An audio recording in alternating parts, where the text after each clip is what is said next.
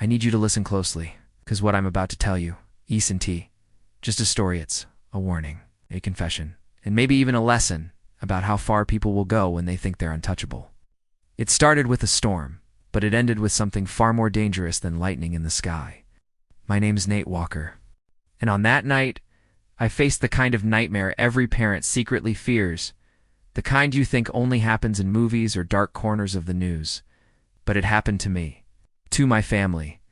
Before I dive in, let me know in the comments where you're watching from. I want to know where these words are reaching, because maybe, just maybe, they'll land with someone who needs to hear them. I'll tell you one thing about me right now. When things blow up, I go quiet. It's not fear, not shock, it's training. It's survival. Because when you keep your voice steady, when you keep your heart slow, you can walk through fire without getting burned. My wife Heather, she's the strategist.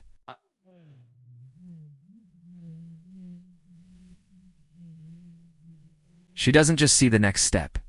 She sees the whole chessboard, 10 moves ahead, and she's always calculating. She's my anchor and my alarm system all in one. And Isabel Easy is our daughter. Technically, she's my stepdaughter. But that word means nothing when love takes root. Blood or not, she's mine. She's got a spine made of steel and a smile that could hold back the tide. At 14, she already carried herself with more bravery than most grown men I've met. We lived in Burfield Meadows. Sounds like paradise, doesn't it? A postcard suburb with trimmed hedges, pastel houses, and a community pool where kids splashed under summer skies. But postcards always have a back. The back of ours was written in bold letters by one person, Karen Goodson. Karen wasn't just the HOA president, she was its monarch. A queen on a throne built from vinyl siding, petty rules, and violation notices.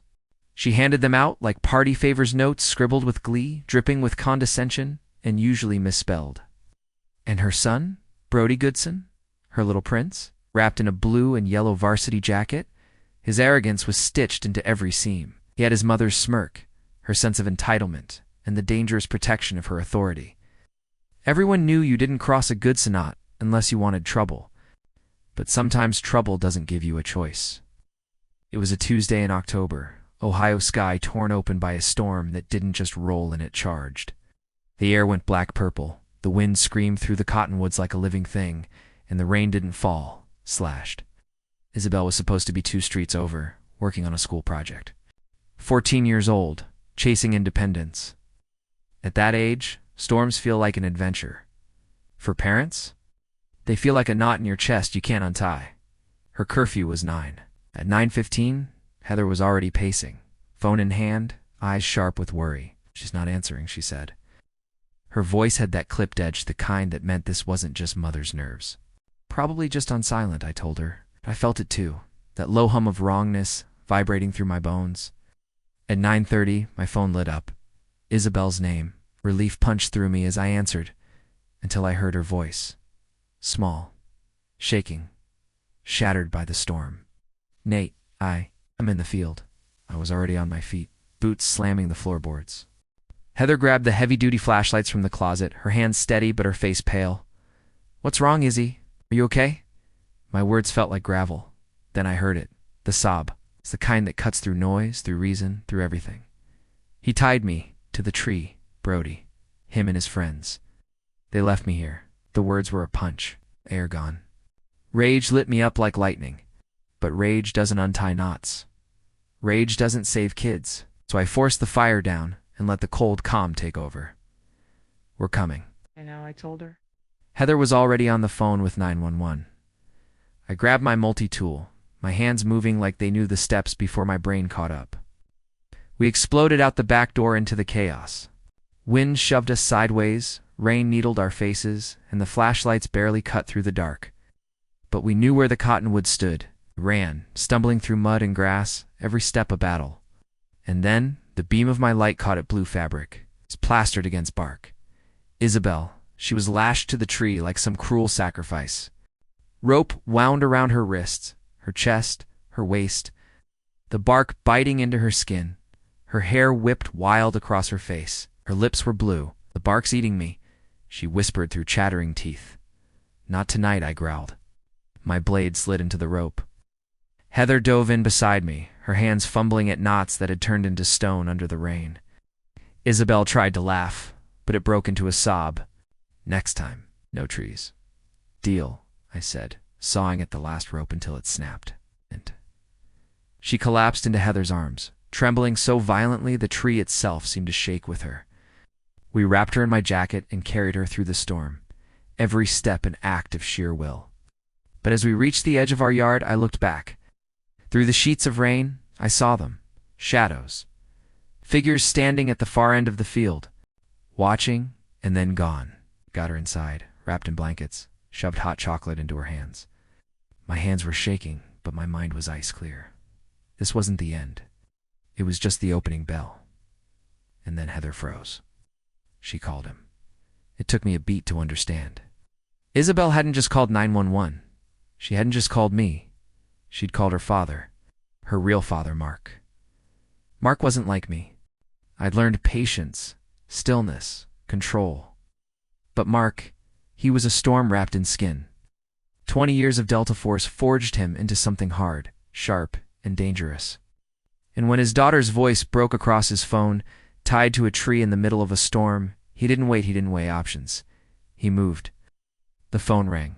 Caller ID, Mark, I answered, bracing myself. She's safe. She's inside, I said quickly. What happened? His voice was gravel and fury. I gave him the short version, the rope. The storm, Brody, silence, heavy, deadly. Lock your doors, he said finally. I'm 10 minutes out. The line went dead. 10 minutes. Oh, in a storm like that, 10 minutes is forever. But for Mark, 10 minutes is 2 songs and a trail of broken fences. Headlights tore through the rain, not one set 2. Mark's Ford F-250 roared up the street, headlights blazing with intent. Right behind it, a sheriff's cruiser crawled in slower, cautious. I was already outside, rain drenching me, heart in my throat. I had to stop this before it went bad. But Mark was already moving. Compact coiled. His stride cut across Karen Goodson's perfect lawn like it was nothing but mud. And the door to her oversized house swung open. Brody stood there, varsity jacket soaked, but arrogance untouched. Behind him, Karen, arms crossed, chin high, dripping condescension like venom. Can I help you? She said sweetly, voice carrying over the storm. Boys will be boys, Mr. Walker. Maybe your girl should learn consequences. Mark's eyes didn't even flicker to her. They locked on Brody. You put your hands on my daughter? Not a question, a sentence. Brody smirked. It was just a joke, man. Prank. Wrong move.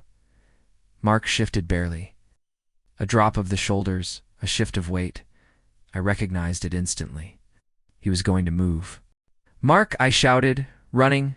Don't, too late. He surged forward, 2 strides. His fist snapped out, piston fast, cracking against Brody's jaw with a sound that cut through the storm. Brody crumpled, unconscious before he hit the grass. Karen screamed. One of Brody's friends lunged forward, but Mark spun, caught his arm, twisted it back until the boy howled. The deputy finally moved, shouting, gun half drawn, red-blue strobes flashing across the rain. On the ground.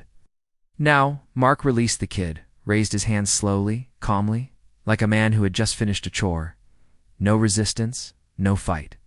But as the cuffs locked around his wrists, he looked at me. His eyes didn't rage, they didn't plead, they just told me I did my part. Now it's your turn. Brody went to the hospital. Broken jaw. Concussion. His buddy's sprained wrist. Mark went to county jail. To felony assault charges. No bail. And Karen, she turned the moment into a weapon. Standing on her lawn, umbrella in hand, husband cowering behind her, she painted the picture she wanted. An unhinged ex-soldier attacking innocent kids. Our truth, the ropes, the storm, the cruelty, didn't matter. In the eyes of the law, Mark had crossed the line. And Karen seized that line and wrapped it around us like another rope. Oh. The neighborhood turned. Eyes followed us when we left the house. The HOA sent out emails warning of violence. Neighbors whispered, backed away, and then came the harassment. Dog mess on our porch. Tires slashed. Trash scattered on our lawn. Small things, but each one a message. A declaration. We own this neighborhood. You don't. The third night it escalated. Midnight. Shatter of glass downstairs. Heather grabbed my arm. Isabel screamed. And I knew we weren't in a storm anymore. We were in a war.